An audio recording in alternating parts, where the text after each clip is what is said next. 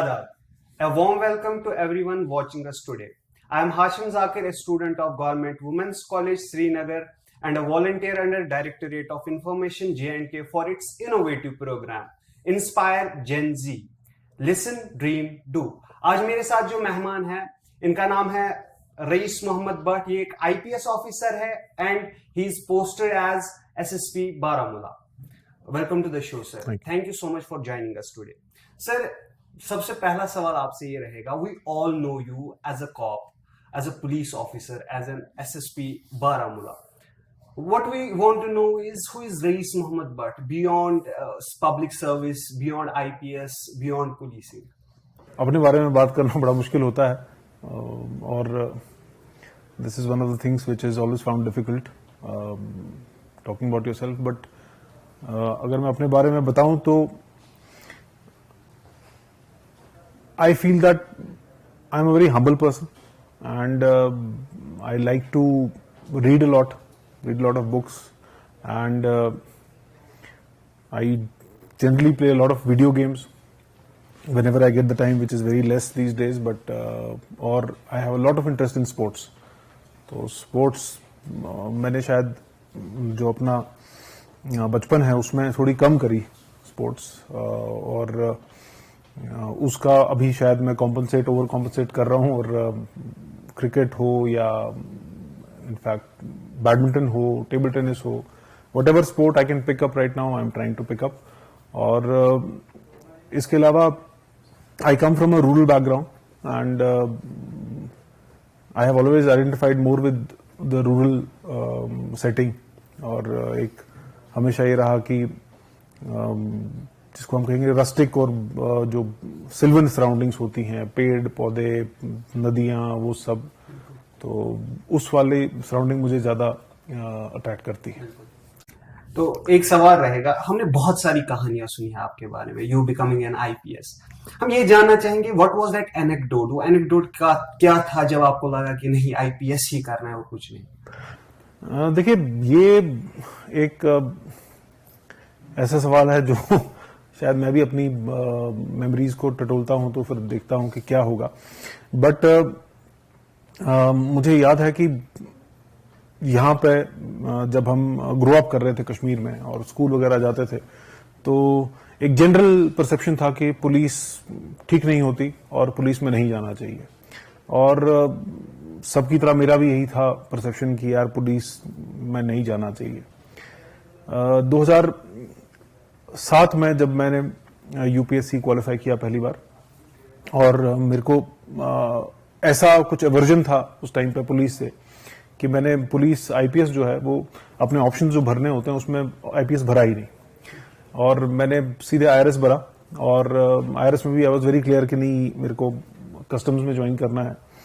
तो उस टाइम पे मैंने IRS एक ऑप्शन भरा था और मुझे IRS मिला. मैंने सर्विस ज्वाइन की 2008 में और मैंने 2-2.5 साल वहाँ काम भी किया. मेरी पोस्टिंग भी हुई थी राजस्थान में. लेकिन IRS की ट्रेनिंग के दौरान मुझे याद है कि वहाँ पे नेशनल पुलिस एकेडमी हैदराबाद में 3 वीक्स का एक ट्रेनिंग कोर्स होता है.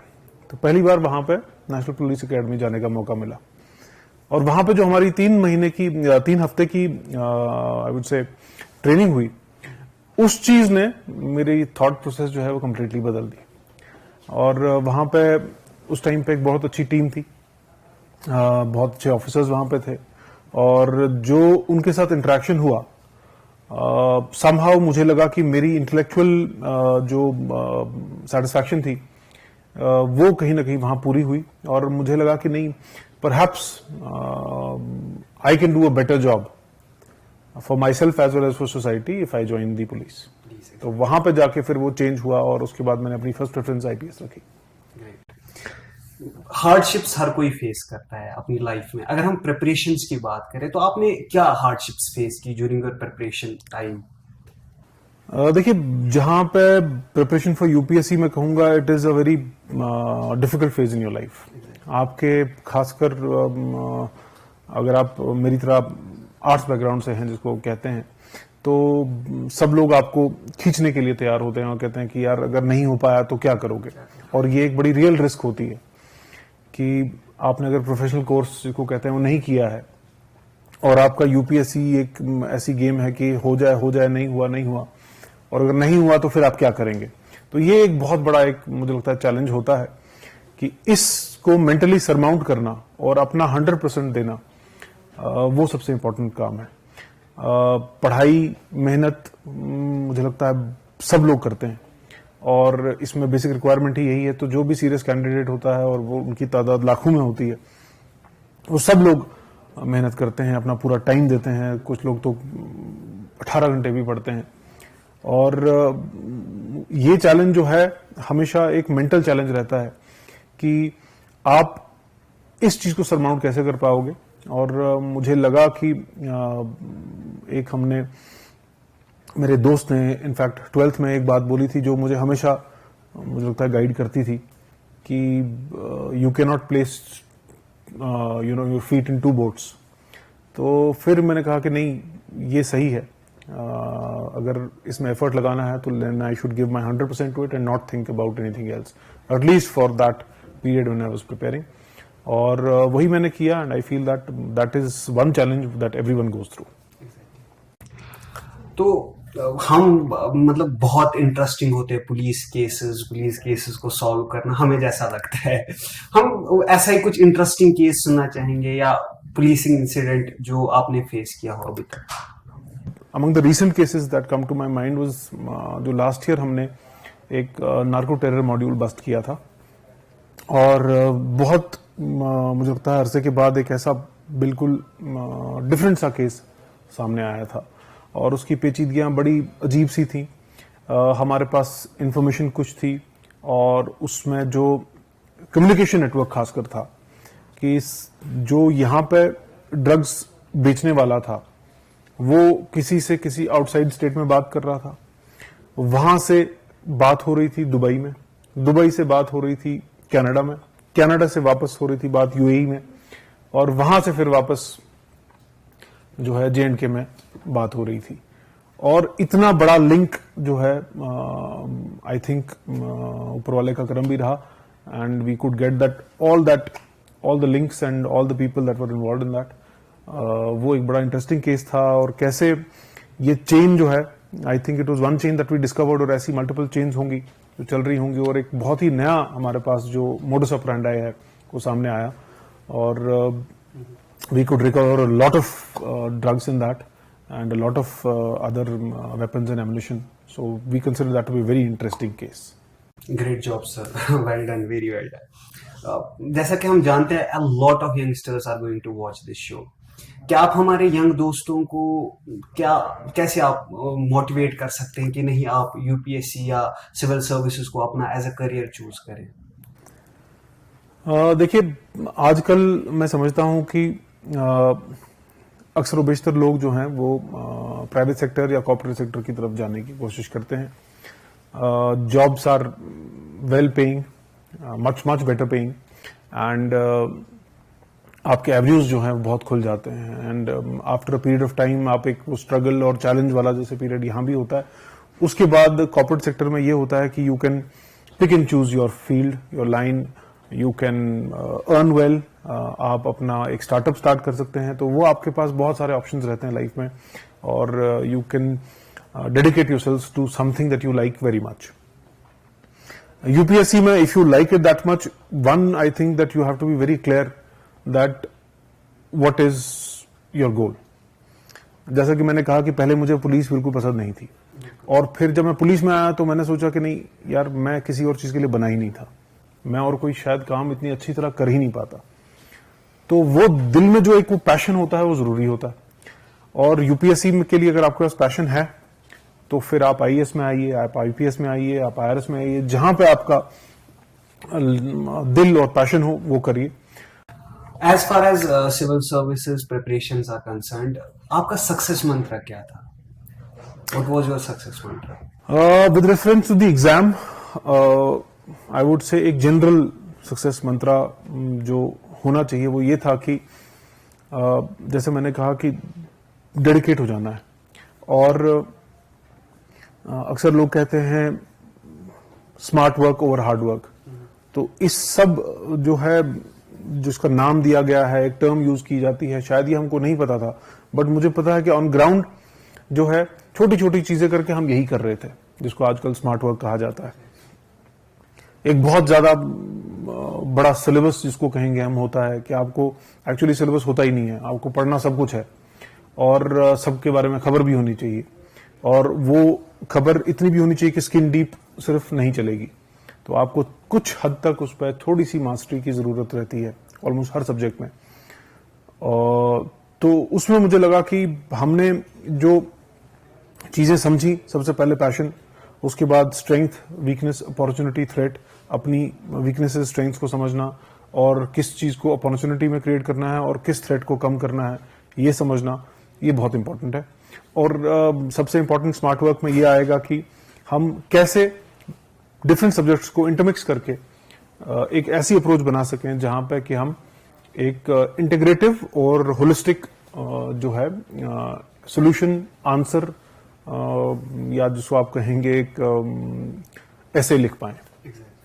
ड्रग एब्यूज का जो इशू है वो हमारे यूटीज और स्टेट्स में बहुत ज्यादा, यंगस्टर्स की अगर हम बात करें तो यंग माइंड्स कैसे इससे बाहर निकले और पुलिस क्या कर रही है, वो how is police going to support that? देखिए, ड्रग एब्यूज का इशू मल्टीफेरियस है, इसमें बहुत सारे स्टेक होल्डर्स हैं और प्राइमरली ये पुलिस की रिस्पॉन्सिबिलिटी बनती है, और हमने इसमें एक हमारा पार्ट रहता है इन्फोर्समेंट का, जहां पे कि जो लॉ है उसको इन्फोर्स करना है और उसके पीनल प्रोविजंस को इन्फोर्स करना है कि कौन बेचता है, और जैसे कि एनडीपीएस एक्ट कहता है कि possession is also an offence, तो किसके पास है, चाहे वो एडिक्ट हो, उसको भी पीनल प्रोविजंस का सामना करना पड़ता है।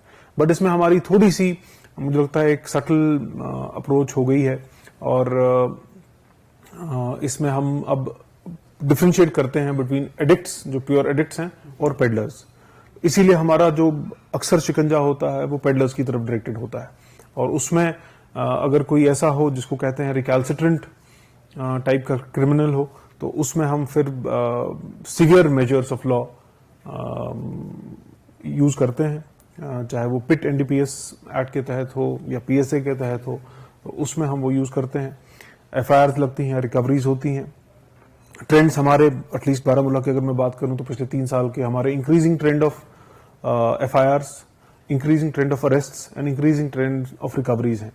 While in one way it is a good thing, but obviously दूसरे साइड से ये भी लगता है कि इसका मतलब ये है कि ड्रग्स की अवेलेबिलिटी और यूज बढ़ रहा है।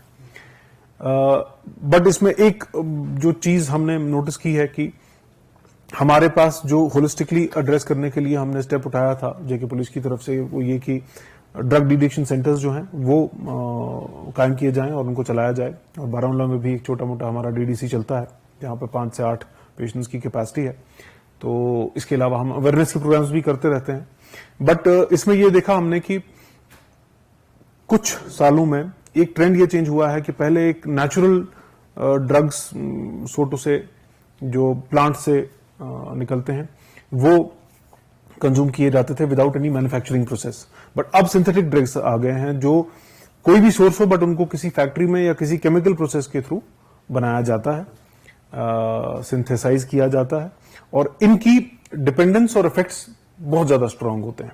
So now you have more incidents of people reporting to hospitals with drug overdose, more people reporting to drug detection centers as well as to police stations with complaints की, क्योंकि अब इसके effects जाहिरी तौर पे दिखते हैं।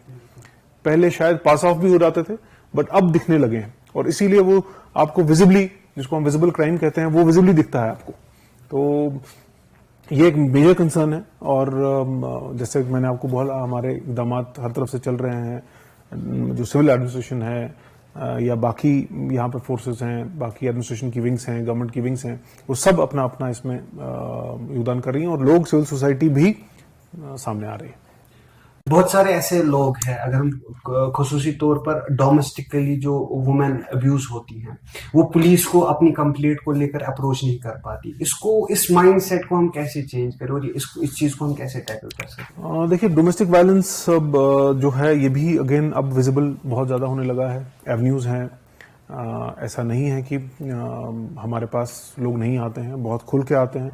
And we are very happy about it कि एक परसेप्शन होता था, अभी भी कहीं कहीं लिंगर करता है, बट बहुत कम हो गया है अब ये परसेप्शन की पुलिस के पास जाने से, अगर हम उसको कहेंगे कि यार ये शर्मनाक बात है एक, जिसको हम लोकल लैंग्वेज में यहाँ कहते थे कि चुमंदश बात, बट अब वो परसेप्शन कम हो गया है। और जो ये परसेप्शन रेयरली हमारे पास, मुझे लगता है पिछले साल 1.5 साल में यहाँ पे मेरे पास 2 केस ऐसे आए जहां पे उन्होंने कहा कि नहीं सर हमें थोड़ी शर्म महसूस हुई यहाँ आने में, तो उनके भी हम कोशिश करते हैं कि उनकी ये शर्म जो है किसी ना किसी तरीके से शॉक वैल्यू से या किसी और काउंसलिंग से ये कम हो और लोग ज्यादा हमारे पास आए। And I am happy to note कि हमारे पास बहुत सारे, खासकर ladies, even in normal civil cases, किसी का लैंड का डिस्प्यूट है, किसी का प्रॉपर्टी का डिस्प्यूट है, किसी का कुछ और इशू है, किसी का ड्रग्स का इशू है, उसमें अक्सर लेडीज जो हैं वो हेड करती हैं और सामने आती हैं। So this is something I think is a very positive step. हमने देखा और आपने भी बोला हमें कि शेर व शायरी आप बहुत सुनते हैं और बोलते भी हैं, तो आपका फेवरेट शायर या कोई आपका शायर भी कोई फेवरेट, वो आप हमें बताएं। शेर व शायरी में मेरे को खैर इंटरेस्ट पहले से था, और स्कूल की जो किताबों में वही पढ़ते थे वही पढ़ते थे। तो वैसे तो बड़े नए शायर भी, पुराने शायर भी आए हैं, बट हमेशा वो क्लीशेड ऑल टाइम फेवरेट हमारा गालिब ही रहा है। और उनका एक शेर खासकर मुझे बड़ा पसंद है, परतवे खूर से है शबनम को फना की तालीम, मैं भी हूँ एक इनायत की नज़र होते तक। और नॉर्मली इस गज़ल पे मुझे लगता है जो उनकी पूरी गज़ल है इस पे काफ़ी लोग डिबेट करते हैं कि यार नहीं ये होने तक होता है, बट जबकि उनके दीवान में रिकॉर्डेड है होते तक, तो जिन लोगों ने गाया भी उन्होंने होने तक ही गाया है, तो इसमें एक इस वजह से भी एक कनेक्शन बन जाता है।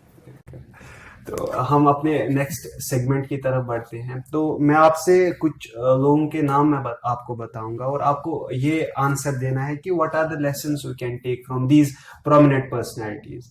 सबसे पहले Draupadi Murmu, the honourable president of India.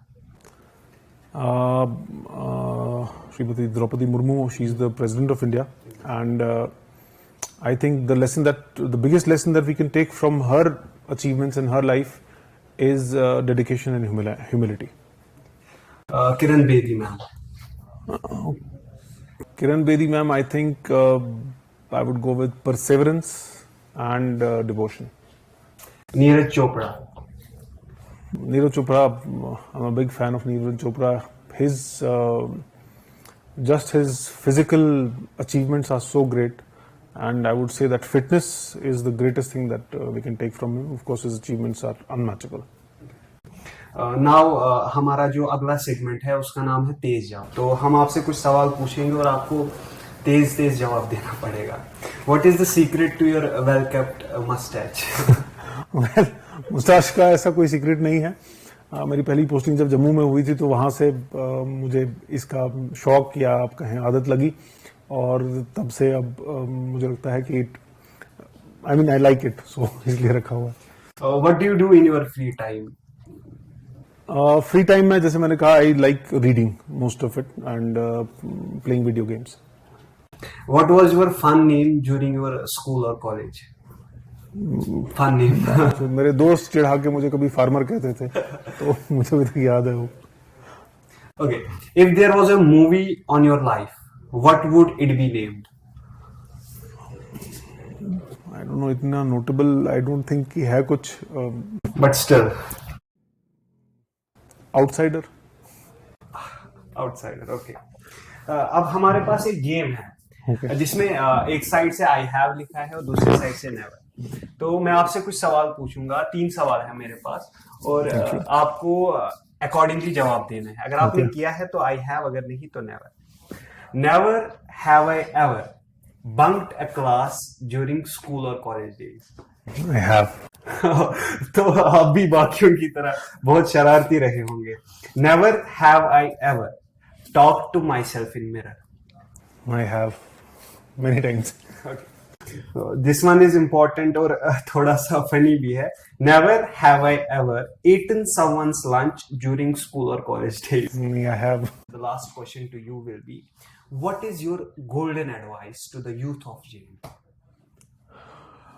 मैं अक्सर जहां भी जाता हूं, स्कूल्स में, कॉलेज में, स्टूडेंट्स से, यूथ से बात करने, तो मैं हमेशा एक बात बोलता हूं जो मैंने पूरे स्टेट में, मैंने आधी नौकरी जम्मू में की, उधमपुर में, अखनूर में, और काफ़ी हिस्सा यहाँ भी दिया, कश्मीर में, पुलवामा में, हजरतबल में।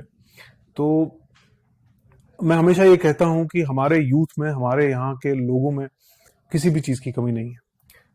अगर एक चीज़ हमारे अंदर कमी है तो वो है एक्सपोजर की। तो ज़्यादा से ज़्यादा कोशिश करें कि अपने आप को मौके दें, अपने आप को अपॉर्चुनिटीज़ दें एक्सपोजर हासिल करने के लिए। और जितना हमारे पास एक्सपोजर हासिल होगा, उससे हमारा जितना कॉन्फिडेंस बढ़ेगा, उतना हम अपने स्किल को प्रॉपरली होन कर पाएंगे और उससे इफेक्टिवली फायदा उठा पाएंगे। Thank you so much sir, thank you so much for the golden advice. दोस्तों, आज हमारे साथ थे आईपीएस रईस मोहम्मद भट्ट, जो कि पोस्टेड है एज एसएसपी बारामूला। इनकी लाइफ से के मुतलिक हमने बहुत सारी चीजें जानी और उम्मीद है कि आप सब बहुत ज्यादा इंस्पायर होंगे इनकी लाइफ स्टोरी से और इनकी जो है इंस्पायरिंग बातों से। Thank you so much sir for joining us today. Thank you so ये मच। एक छोटी सी कोशिश directorate of information and public relations की तरफ से टू इंस्पायर जनरेशन जी, listen, dream, do. Allah Hafiz.